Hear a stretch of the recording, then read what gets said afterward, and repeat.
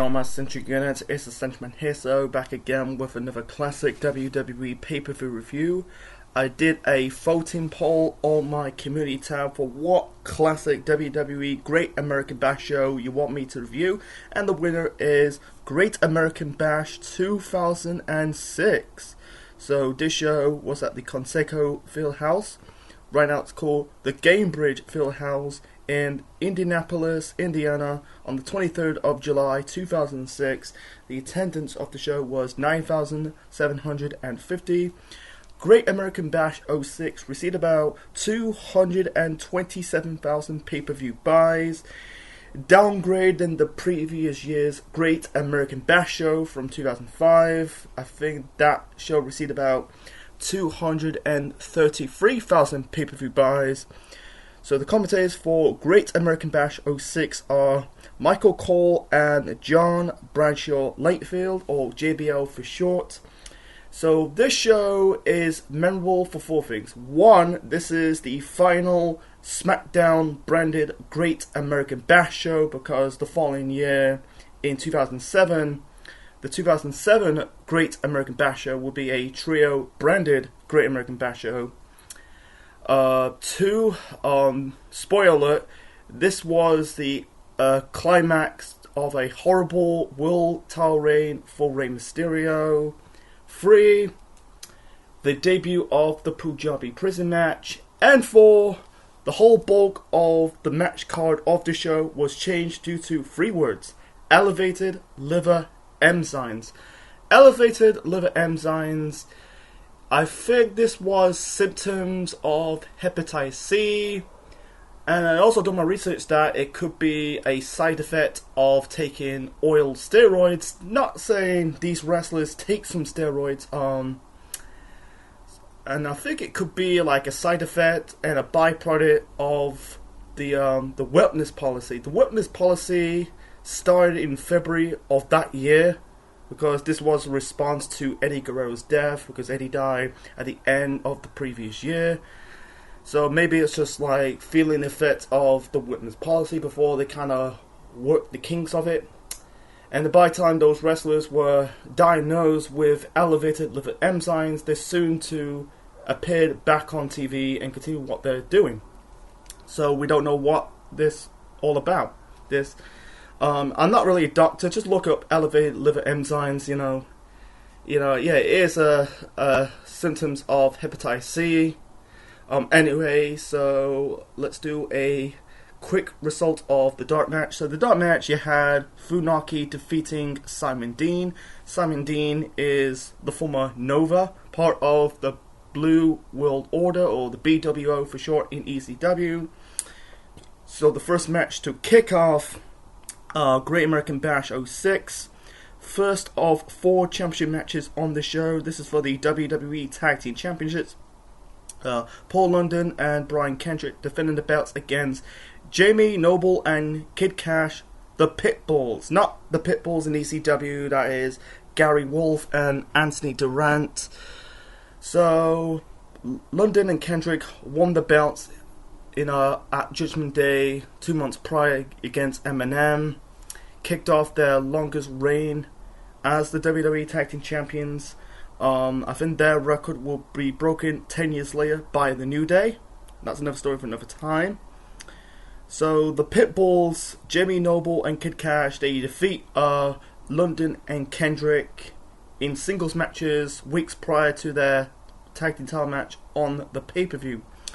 The Pitbulls, and I don't know why they come up with their whole ideas as the Pitbulls. They wearing chains, like, I get it's a homage to the original Pitbulls, Gary Wolf and Anthony Durant, but for me, they're just kind of like, not really, I don't know, they're trying to build as threats, but unfortunately, I don't know, man. It's like Jamie Noble was an enhancement talent at this moment in time. Ever since him broke away from Nidia in 2004, he was kind of like not a jobber, but kind of like an enhancement talent.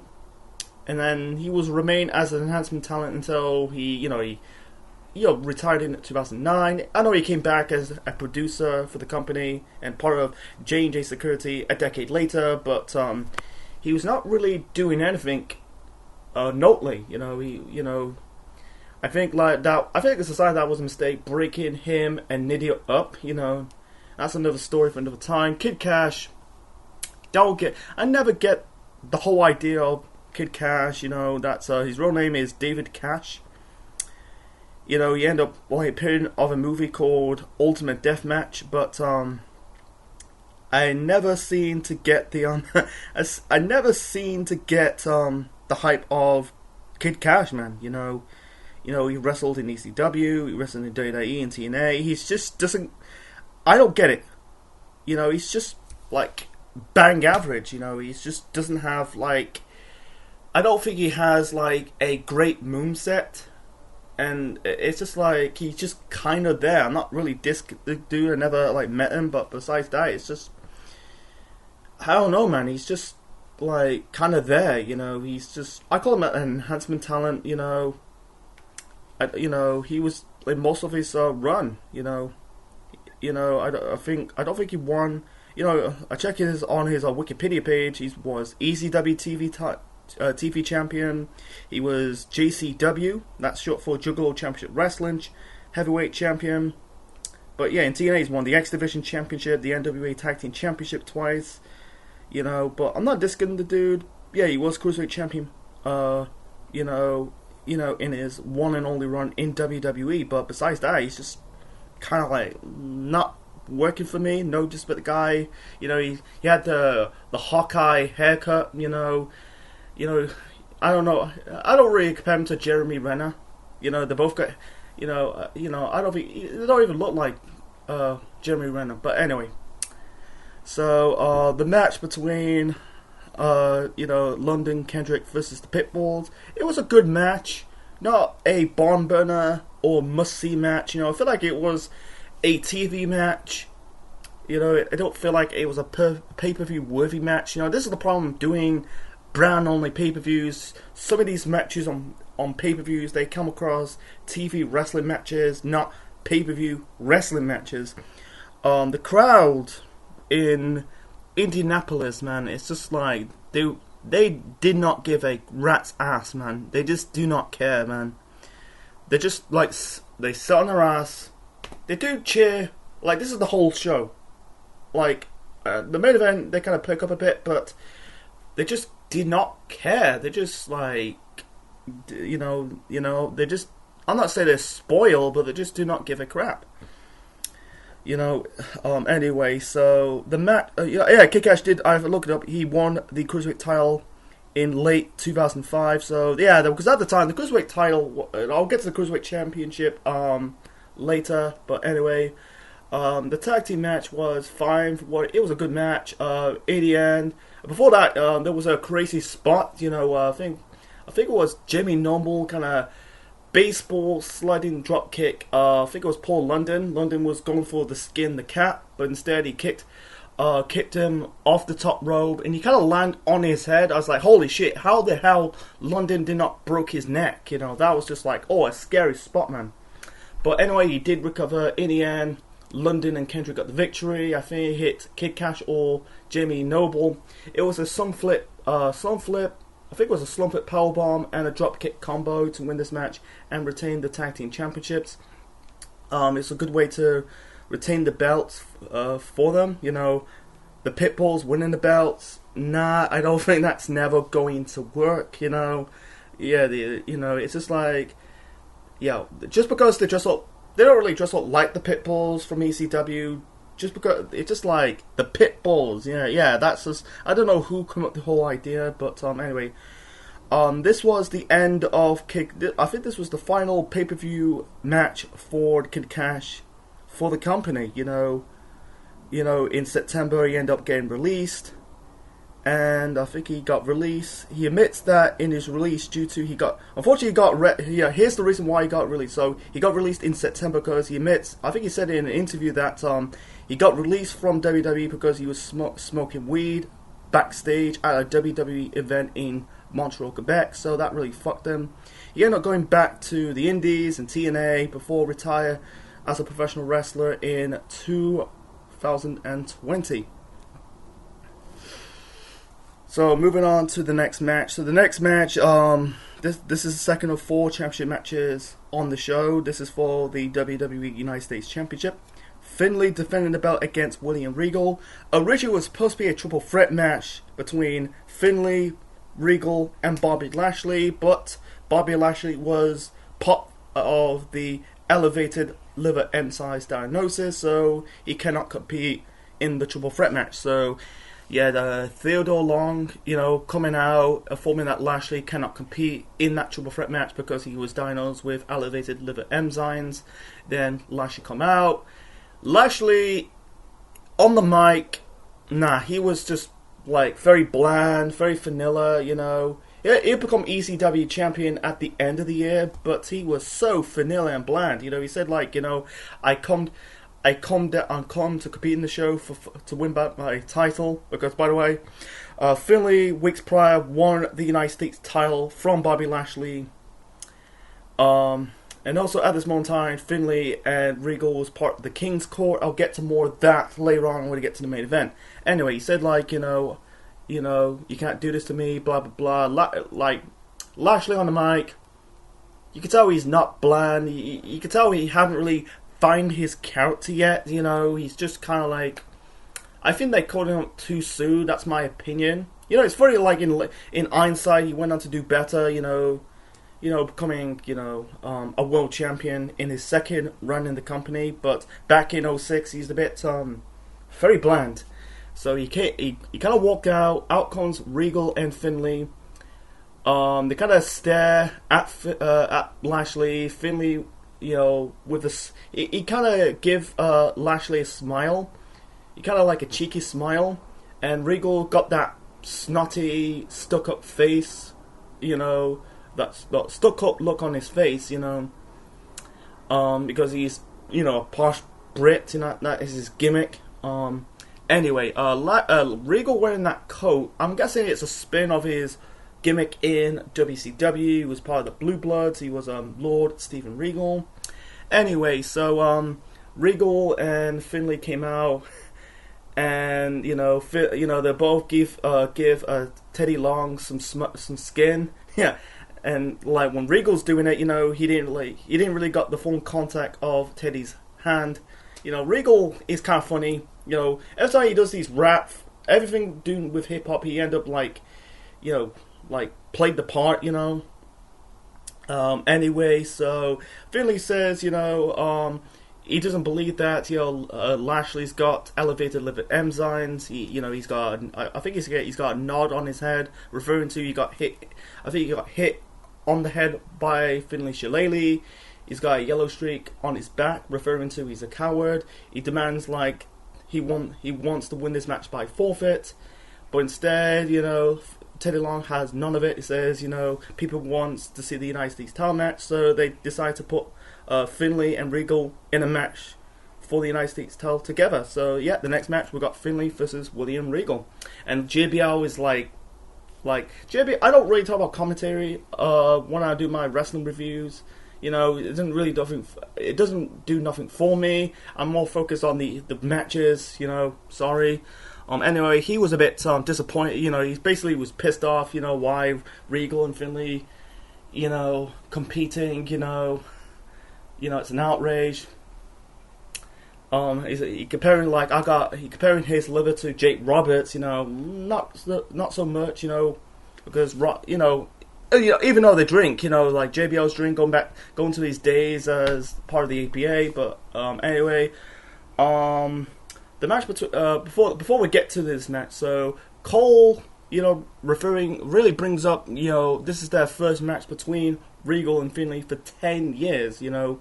Going back to the last match they had together was at Uncensored back in 1996. That's known for the Doomsday Cage match between the Alliance to destroy Hulkamania and the Mega Powers. Also on that same night, you had Lord Steven Regal taking on Finlay. That was a good match. They were beating the piss out of each other. I think Regal suffered a broken nose by a stiff punch by Finlay. So that was in 1996. So fast forward to 2006. Not on the same level as their match at Uncensored. It was okay. I think like some moments of the match they were chanting "We want." I think they were chanting "We want Lashley," and later on they were chanting "boring." I don't really consider it boring, but I think it was a bit mediocre. Regal was looking under the ring apron for the little bastard, aka Hornswoggle. Hornswoggle kind of spice things up a bit, kind of like attacking Regal, like biting his hands, hitting Regal with the shillelagh. Regal was showing it, he was screaming his ass off, selling it, like every time like he got punched in the face. I think he got Irish whip into the turnbuckle. And the thing, like, this was in the last portion of the match, Regal's missing his boot, and then he and Finlay stepping on his foot. He's wearing like white socks, Regal. So in the end, Regal is trying to hit Finlay with his own shillelagh. Little bastard, Hornswoggle, I'll give Finlay Regal's boot. Finlay decks Regal with his own boot to pin in and retain the United States Championship. So I think it makes sense because Finlay just won the belt. But I don't know, Regal won the United States title. He was Intercontinental Champion, European Champion, Tag Team Champion in his run in WWE, but never won the United States title. But they're kind of friends.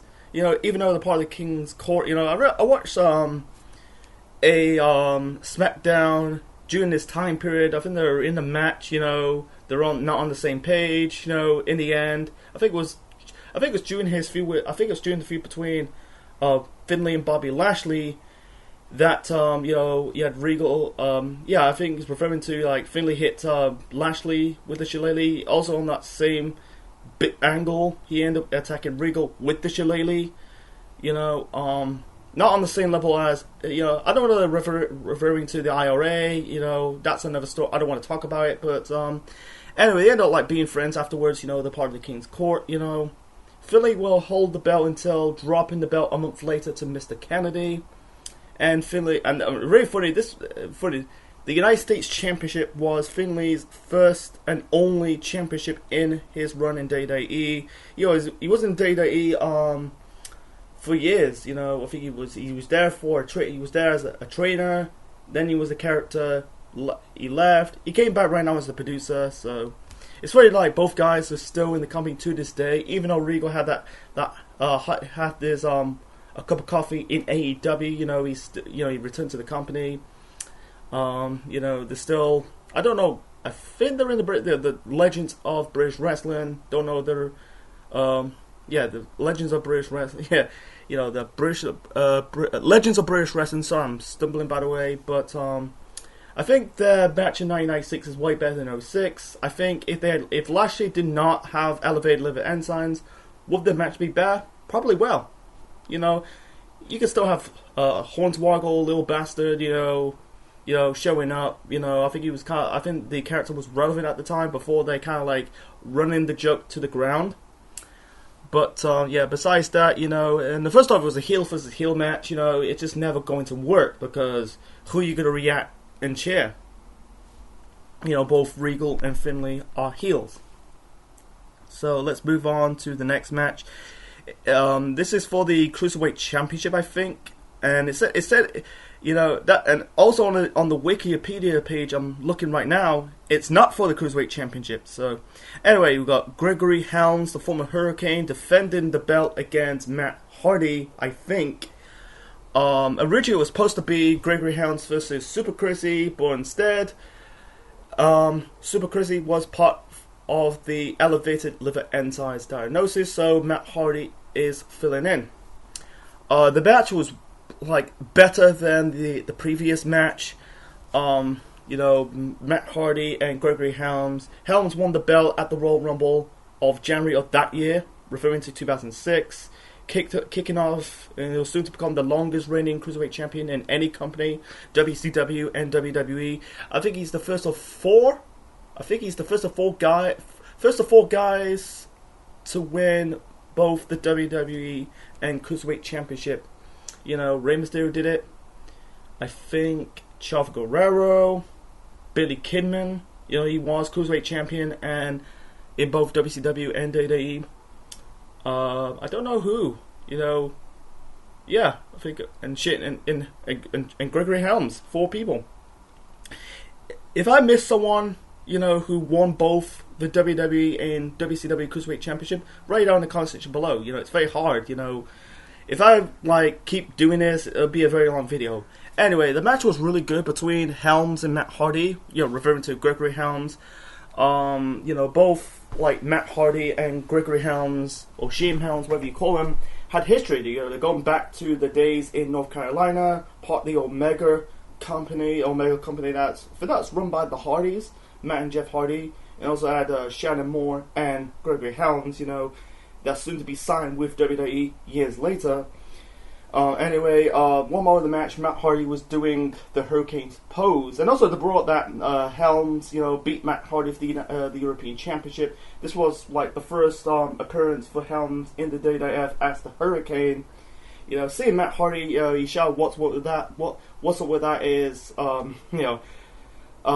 Hurricane's catchphrase, that got him over at the time. Yeah, seeing Matt doing the Hurricane pose towards Helms, that was good, because at the time Helms was stopped doing the Hurricane gimmick, I think it was stale. We'll get more of that later on, but it was a really good back and forth match between Matt Hardy and Gregory Helms. I think Matt hit the he didn't really hit the Twist of Fate. He hit the Side Effect and the Bulldog, and then Gregory Helms did the Matt Hardy turn, on the middle rope. I think he did some kind of move off the middle rope. Matt hit the moonsault. It was going for the punches in the corner, but instead Gregory Helms dropped Matt Hardy on his head on the top rope, pin him, and retain the Cruiserweight Championship. So Gregory Helms, his gimmick, I understand why he ditched the Hurricane gimmick. Maybe at the time, maybe it was getting stale. He wants to be all serious. I understand that, but I wish they just did the spin. Make Hurricane as a heel, make him as have an alter ego. That could be really good. But him being him being Gregory Helms. My apologies. It didn't really do nothing for him. It's just he was kind of a bland, generic heel. I think he was he's better off as a babyface, Gregory Helms. Him be part of Free Count in WCW, that was kind of fine at the time. It was really mocking boy bands, groups at the time. But him as a heel just never going to work. Yeah, he was heel a decade later, managing Trevor Lee, the future Cameron Grimes, and Andrew Everett, in TNA a decade later. But that's another story for another time. But anyway, the Cruiserweight Championship is dead. It's really funny that the following year the Cruiserweight title died at the following year's Great American Bash show. But you could tell they're trying to compete with the TNA X division, but unfortunately, they just don't have a good. They didn't really have enough guys. Really don't have a good roster, or really the run out of guys are relevant. Basically you had Juventud Guerrero winning the belt. Didn't work. It's not in the 90s anymore. Kid Cash, give me a break. Gregory Helms. Now you can tell the Cruiserweight division is nearly coming at an end. It's just it's basically guys having a match of sake in having a match. So Matt Hardy and Gregory Helms will I think they continue fighting for the Cruiserweight title throughout the summer and the autumn of '06 until they had the final match at No Mercy of that year. So moving on. Oh fucking god. Oh boy. We got The Undertaker versus The Big Show. Originally it was supposed to be the Great Khali. I'll get to that shortly. We got the debut match, the debut Punjabi prison match. So the Great Khali debuted. I think it was the first SmackDown after WrestleMania 22. Attacked the Undertaker, and then Khali had his first win and his first match in the company against the Undertaker at Judgment Day in May. So Big Show, joined forces with the Great Khali to beat down the Undertaker, and Great Khali challenged the Undertaker to a match. The match become a Punjabi prison match. Undertaker, accepts it, via coffin, and he called it the Punjab prison.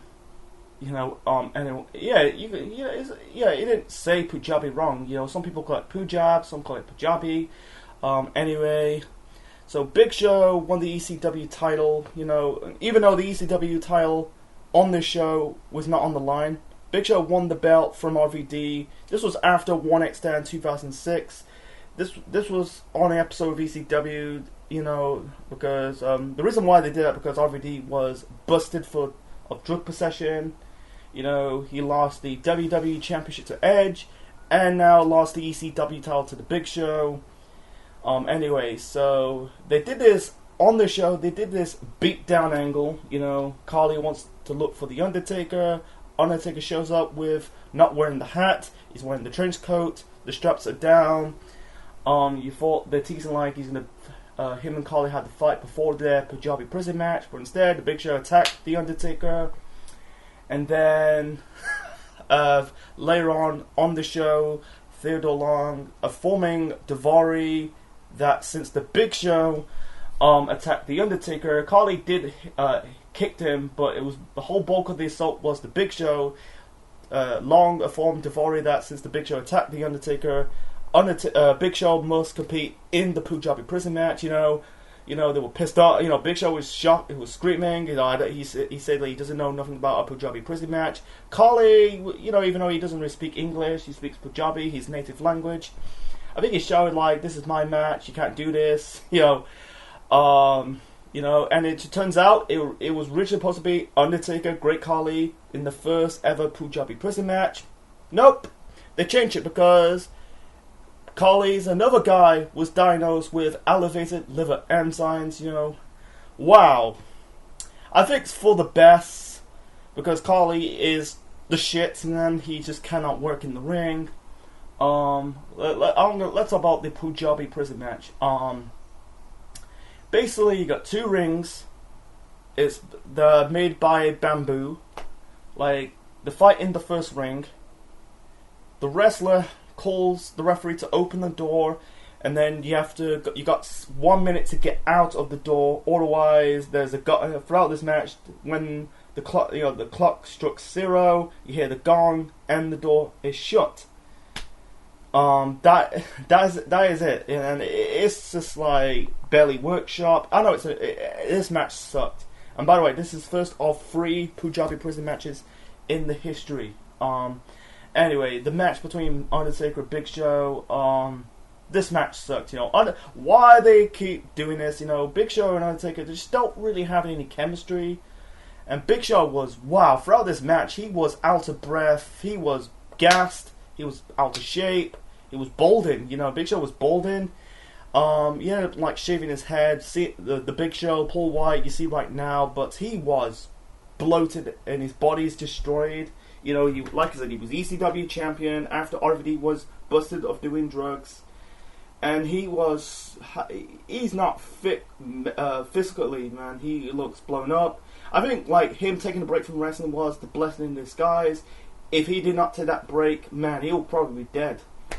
But anyway, so the match sucked. It was 21 minutes long. And also the fans were chanting, really counting down the clock when the door opens and closes. It's saying countdown. If you hear the get to that final 5 seconds before the next opponent shows at that Royal Rumble match. This is in the same position, you know. Anyway, the match sucked. You know, you got some blood, you know, Undertaker was bleeding, Big Show was bleeding. You know, one more of the match, I think Taker hit Big Show with the leg drop onto a table with, I think it was some kind of like leafy weapons. I'm trying to describe it. And he was bleeding. And also, like, one more of the match, you know, Big Show put the Undertaker back into the first cage before the door was shut. And then Undertaker climbed the first cage. So what's the point having the doors? There's 2 doors or 4 doors in the first cage. So what the hell is that? So anyway, so the ending was a bit stupid. Okay, yeah, Great Khali coming down to the crowd, trying to climb up the second cage in the Punjabi prison match. Taker did like a crossbody onto, I think it was the first cage, onto the Big Show, and then they kind of like both of them kind of crash through the second cage, and the Undertaker won. But here's the kicker of this: Big Show touched the ground first, so that is actually bullshit, man. I'm not going to show an effing and jeffing, but it just kind of is. You know, it's a waste of time. And Carly climbing, trying to climb inside of the Punjabi prison match. It was a bit too little too late to help the Big Show. So that's all for nothing. You know, it was just basically like trying to make up the finish on the fly. It was like very not rushed, but it was, I feel like the concept wasn't ready. It was barely workshop, you know. I understand, like Daivari said in an interview with, I don't know, of some kind of whatever interviewer, he said in an interview, like, years later that, you know, the whole idea with the doors was pitched together by Pat Patterson. It was kind of good, you know, it was full finish to keep The Undertaker into that first cage, but man, this has got to be the worst match, or one of the worst matches in Mark Calloway's career. And also JBL on commentary saying, like, Undertaker's washed up, you know, it's like Michael Jordan playing for the Wizards.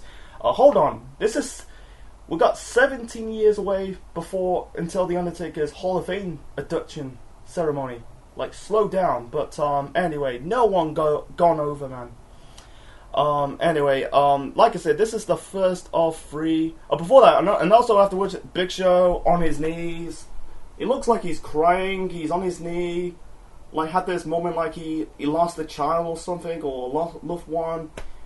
Oh my god, no one's gone over, man. So, yeah, Undertaker and Great Khali had their blow-off. That will be on a SmackDown in August in their last man standing match. Thank fucking god. You know, but, yeah, I think Big Show and Undertaker, they have a match again, and I think it's later on in the year.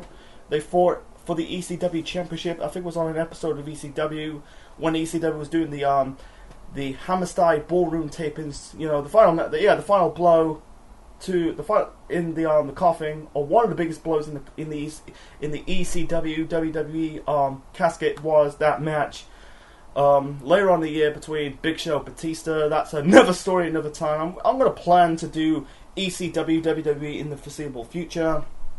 Stay tuned for that. But besides that, you know, like I said, this is the first of 3 Punjabi prison matches in its kind, you know, because the following year, you know, this time Great Khali is healthy. He fought against Batista. This was during the world title run for the Great Khali as the world champion. And then the last Punjabi prison match was recently in 2017 between Jinder Mahal, Randy Orton for the WWE Championship. Glad they didn't do more, man. It's stupid. It's never gone. I think it's like the fans did not react. You know, they look bored, and also you can't really see. You know, if you watch the show alive, you know, it's just like, you know, not really a good concept. I think it's basically expired the Hell from Hell. You know, you got the Hell in the Cell and the Steel Cage all in one. This is similar to this. You know. On paper you thought this was going to execute well, but unfortunately it did not. So anyway, and it's really sad for the Undertaker. 3 matches in a row in the 3 Great American Bash shows that Undertaker appeared in crap matches. You know, because the 2004 edition, you know, he fought against the Dudleys in the Concrete Crep match. Then the following year in 2005. You know, he fought against Muhammad Hassan, another bad match, and now this in the Punjabi prison match. You know, that was the last time you see the Undertaker in a Great American Bash show, because he didn't show up in the 2007, 2008, and even the 2009's edition. Thank God, you know. At least Undertaker did not kill somebody this time, you know, because in the 2004 and 2005 editions of the Great American Bash, you know, he killed... 2004 edition, he killed his father in kayfabe, Paul Bearer, in the Concrete Crypt. And then in the following year, he just killed off Muhammad Hassan, you know, powerbombing through the stage. Yeah, at least no one got killed by the hands of The Undertaker.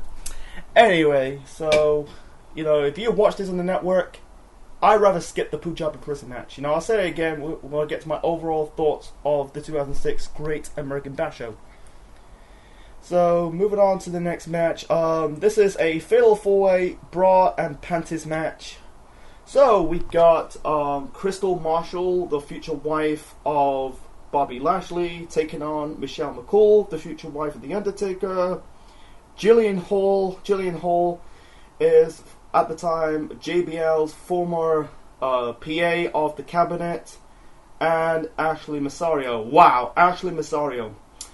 It's really sad for her, you know, like she died, you know, she took her own life in 2019, and really very sad about this, you know.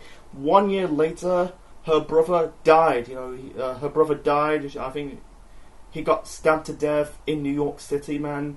And I think when she was alive, I think she revealed that she was sexually assaulted. That is wow. Not like, even though Ashley Massaro is not a good worker, at least she like don't deserve that crap, man. You know. And she said like she was a mistake suing the company, but that's another story, another time. I don't want to talk about it in this review.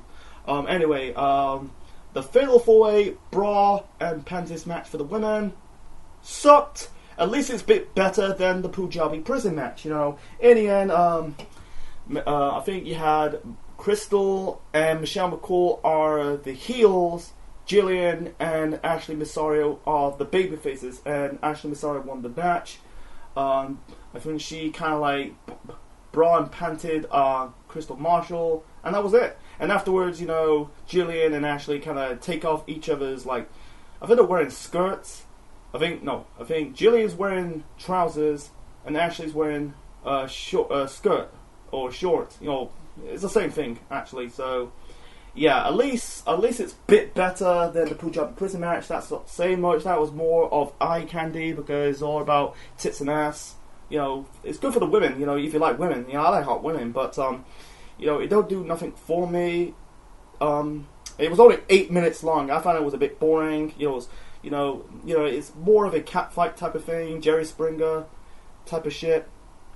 So let's move on to the next match. So the next match, we got Batista taking on Mr. Kennedy. So this is Batista's first match back since the injury. He injured his tricep in, I think it was in January of that year. You know, he was injured by the hands of Mark Henry.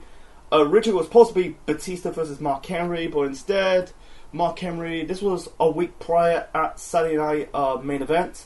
That was short-lived. Now, I think it lasted about until 2008. I don't know, it's a predecessor to Main Event, the show right now. Anyway, he injured his knee. You know, he injured his patella tendon, dislocated his kneecap. So Mr. Kennedy was filling in for Batista. Anyway, at least this is the only match that no one was diagnosed with elevated liver enzymes. Anyway, the match between Batista versus Mr. Kennedy sucked. I found that match sucked. Batista was acting like heel, like beating the fuck out of Mr. Kennedy, you know, blooding him up, you know, banging his head on the steel steps. Kennedy, you know, had his offense on Batista, working on the injured arm of Batista, you know, slamming his arm on the ring post, but choking him in the corner, and that's it. Besides that, I'd rather skip this match. You know, in the end, Batista got himself disqualified. You know, keep squeezing Kennedy in the corner, and referee Charles Robinson called for the bell. And afterwards, Batista did the beatdown onto Mr. Kennedy. You know, him with the Batista bomb, and that was it. It just made Batista into a joke. You know, I understand why he does that because like he's frustrated because he did not really put in hands on the guy that pulled him out of action for 6 months, you know, ending his world title reign, you know, in an anticlimactic way. I don't think they had a match between Batista and Mark Henry, you know, a year later when Henry came back from his injury. But I think at this moment in time it was too little too late. I think the momentum with Mark Henry was gone. You know, you got some momentum like taking out The Undertaker, but besides that, this is not 2011 when Mark Henry was doing the Hall of Pain gimmick. It was just basically just he's just like a standard heel on SmackDown. But besides that, you know, I think they're trying to protect two guys. Like, for one, Dave he's soon to be in the world title picture and challenge for the World Heavyweight Championship at SummerSlam the following month, depending who wins the main event. And two, Mr. Kennedy, Ken is like going to be pushed soon, even though from eyesight, it never come to fruition. But besides that, I think that disqualification was dumb.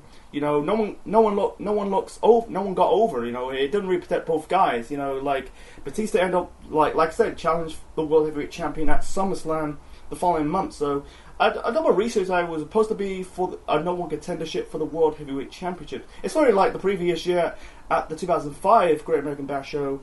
It was supposed to be a no one contendership for the World Heavyweight Championship. Undertaker versus Muhammad Hassan, but for whatever reason, it has to do with the UPN London terrorist attack. So they changed the plans originally for that match between Muhammad Hassan versus the Undertaker. Taker won that match. He never got his world title match. He ended up facing the World Championship at No Way Out the following year. So that was all for nothing. So.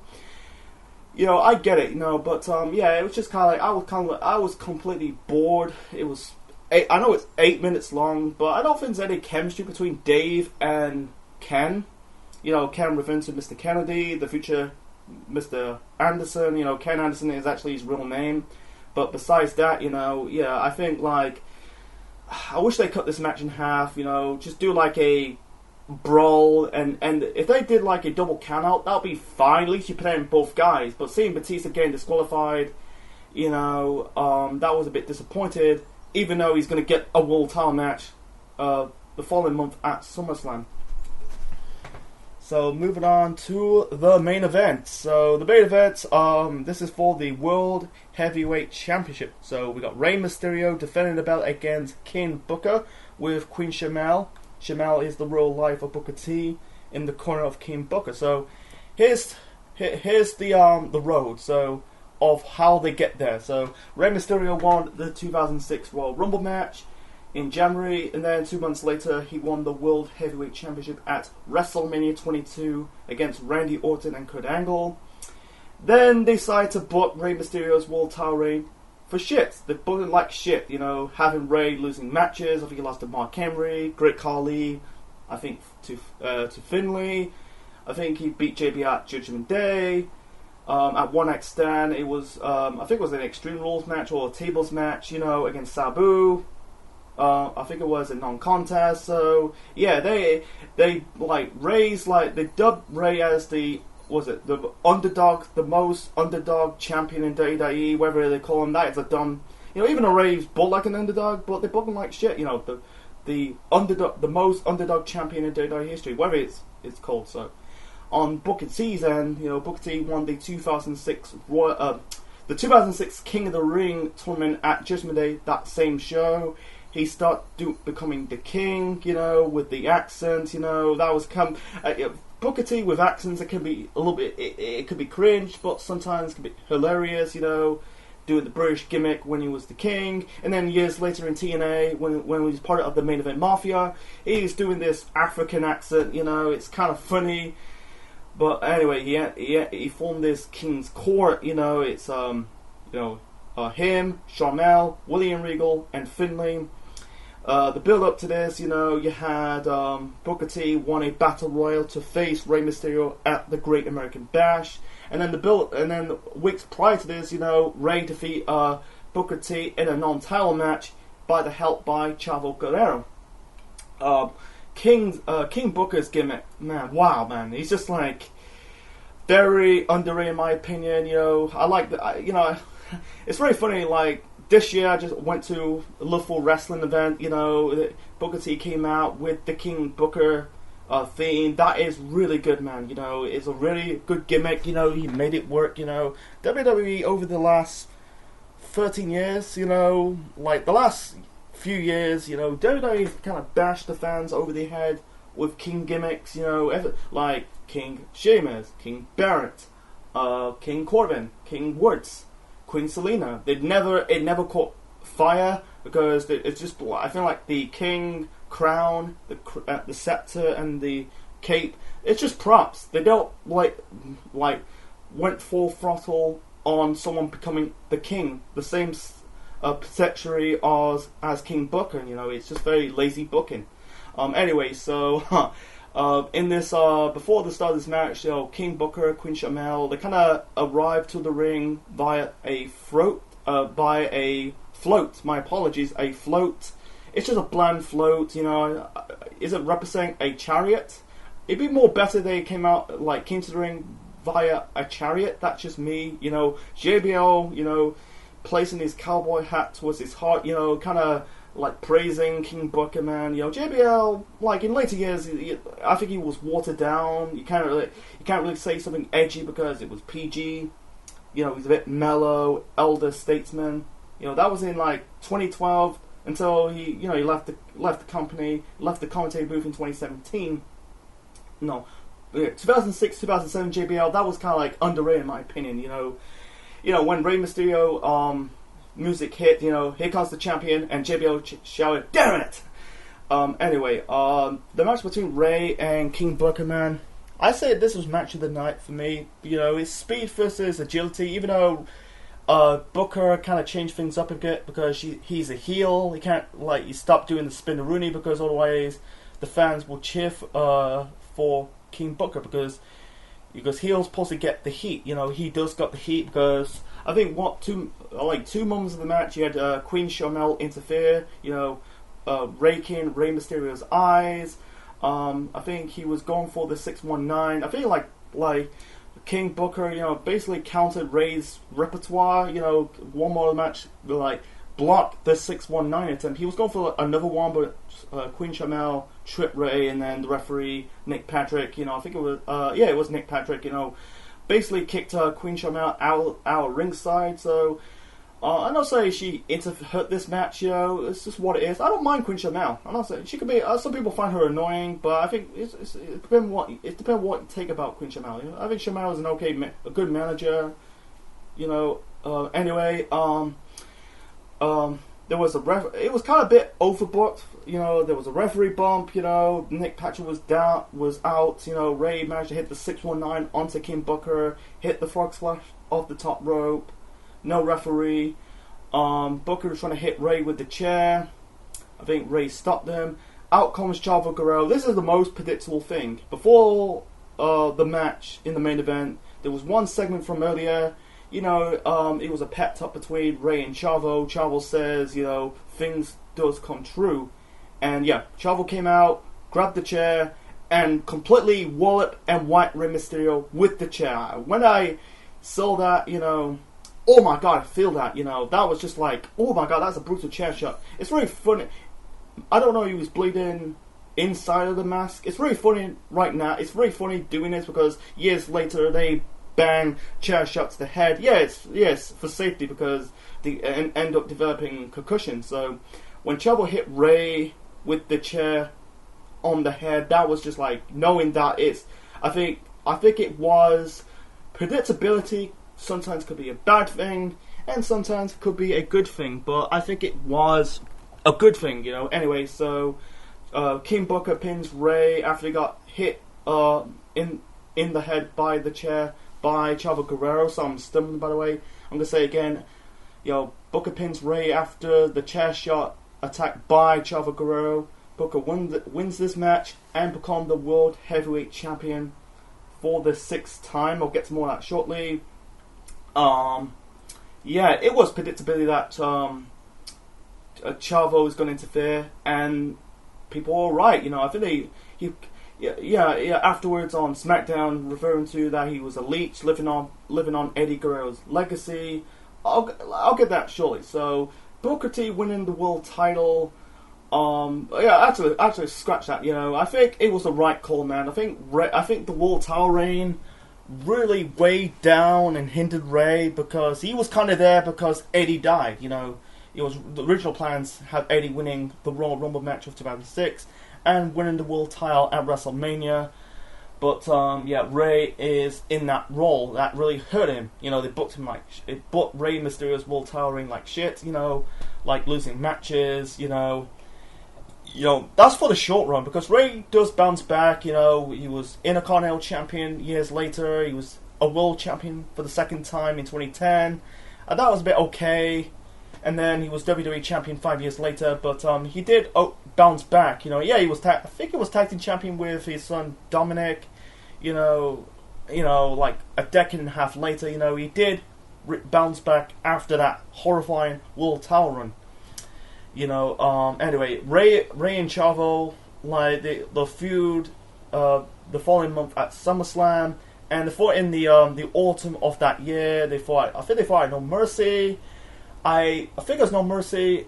Yeah, I think it was No Mercy. Then they fought in the I Quit match on SmackDown in October when Ray suffered a knee injury, and then Ray, well, you know, Chavo took Ray out for months. He came back the following year at SummerSlam of 07 to get his revenge of the guy who put him out of action for months. It's a shame for Chavo Guerrero, man. Like Chavo, I feel like he should have like done much after his feud with Ray. You know, after he took Ray out in 2006, he should have really like broke away from that cruiserweight picture. You know, he was cruiserweight champion in the start of the next year, but unfortunately that never caught fire. You know, I think it was in the United States title picture with Chris Benoit, because even though Chavo and Chris Benoit are best friends in real life, but he never done anything. I feel like he should have gained from this. You know, he took out a former world champion, Rey Mysterio. Even though Chavo is not world champion material like Eddie, but I think he should have gone into that mid card, you know, in that Intercontinental United States Championship picture. Instead, yeah, he was ECW champion 2 years later, but that never caught fire because one, the ECW championship was dead and the brand was dead, and two, you know, he lost so much momentum. But anyway, let's talk about King Booker before I wrap up do my overall rating of the show. I think it was a good decision because I think it was a little late for Booker for winning the World Heavyweight Championship. He should have won it at WrestleMania 19 in 2003. But unfortunately, he got I think he got buried by Triple H. That's another story, another time. I actually go and watch my review of WrestleMania 19 for more information. But yeah, I think they kind of struck the King gimmick when the iron was hot, and they did it. You know, King Booker's gimmick was really good. You know, in the end you had Queen Sharmell repeating herself, "All hail King Booker," and it was really good. I think he made the gimmick work. You know, with the robe, the crown, you can say the accent, you know, it's kind of funny. Acting like a king would do, you know. And I think they did well. Booker went on to hold the belt until the end of the year because the rest of 2006, you know, he ended up feuding with Batista. And Batista went on to win the World Heavyweight Championship at Survivor Series that year, you know. This was the final world title win for Booker T's. This is the final world title win for Booker T in his career, and his first one since WCW went out of business. You know, his last world title reign was, you know, he won the world title back in 2001 against Scott Steiner at the final Monday Nitro. So, yeah, I think it's knowing that, you know, he'll never get another shot at the world title ever again. So I think they capitalize on it. So, you know, I think. You know, I think it was. Yeah, people boo for King Booker, but I think it's for the best, man. You don't have the babyface. You know, like if Ray retains the world title on the show, that would be bad for business. You know, like yeah, you get the fans go home a bit happy, but I think having Booker wins the title, you know, it was a good thing. You could probably you got some people like Booker T. You get the fans go home happier because the gimmick was over at the time. So my final rating for the 2006 Great Elevated Liver M Signs. My apologies. The 2006 Great American Bash. Overall, I give it a 6 out of 10. I'm not going to put the Elevated Liver M Signs in the bag. To be frankly, it doesn't do nothing for me because while I'm watching this show, this is not 2006, this is 2023 while I'm watching this. You know, if the show would be better if the match stay intact, don't know, who knows, but the only 3 matches in the bag for me has to be Batista versus Mr. Kennedy, the bra and panties match, and even the Punjabi prison match between The Undertaker and The Big Show. The only thing in the OK for me has to be Finlay versus William Regal for the United States Championship. Not on the same level as their match at Uncensored in 1996 in WCW. But the good, it don't make me to go, wow, I need to go back to watch the Great American Bash. They were good shows, you know. The tag team title match between Ludden and Kendrick versus Noble and Kid Cash, that was a fun opener. Gregory Helms versus Matt Hardy, well, that was good. And the main event was like really good, you know, between Rey Mysterio versus Booker T. You know, you got a sharp predictability of Chavo Guerrero. Yeah, I think over the first three Great American Bash in WWE, you know, I think it's better than the 05 and the 04 editions of the show. You know, I haven't seen 07, 08, 09 yet. That'll be next time, probably next year. Like, you can tell, like, WWE cannot really pull off and put on a good American Bash show. I know they brought it back for the NXT show in our current timeline, but you can tell they just cannot pull off what WCW did in the 80s and the 90s. You know, but, like, you know, if I place this Great American Bash show, I place it in the middle. You know, like I said, I haven't seen the 07, 08, 09 yet. That'll be next year, so, yeah, you know, I'd rather skip the rest of the card. You can probably watch the tag team title match, the cruiserweight title match, and the main event. Anyway, so I hope you enjoyed my review of the 2006 Great American Bash show. What's your thoughts on it? Leave your thoughts in the comment section below. Smash the like button, click the like, click the bell, subscribe to the Central Man Network on YouTube. Be part of the Central Unit for more wrestling videos and more. Next time, not doing another Great American Bash show. We're going to stay in the Ruthless Aggression era, travel 3 years back to the year 2003. I think this is like, I think we're in there close to the 20th anniversary of this next show. You got a triple threat match between Brock, Angle, Big Show for the WWE Championship. The first ever meeting between John Cena versus The Undertaker, plus Vince McMahon versus Zach Gowen, and plus Stephanie McMahon versus Sable, and also Eddie versus Benoit for the United States Championship. You know what I'm talking about. The next show I'm going to review is Vengeance 2000.